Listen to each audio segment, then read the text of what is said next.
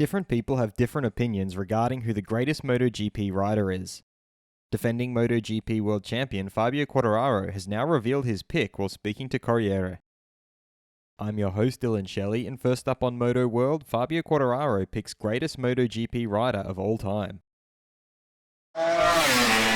Fabio began by revealing who his MotoGP idol was growing up. Valentino was the idol. My first memory linked to MotoGP is a victory for him at Jerez in 2005. Fabio then spoke about the riders he has learnt from. I liked the style of Stoner, Lorenzo's determination, and Marquez's speed. You don't have to look at just one rider to learn, you have to look at many. He signed off by divulging who, according to him, is the greatest MotoGP rider. Rossi was a legend, and he will remain so forever, but if we only talk about riding, I would say Marc. Fast feed. Championship leader Enea Bastianini explained that the Ducati GP21 is a bike that runs well and has some advantages over the GP22.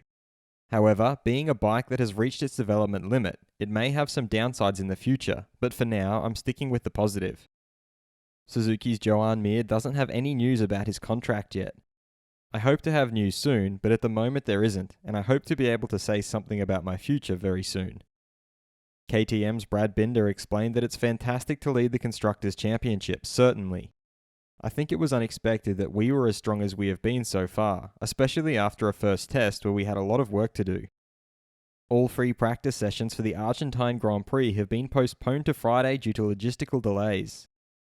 KTM's Miguel Oliveira pointed out that they have to condense all the activity to Saturday, which will be different and a challenge, especially for the mechanics.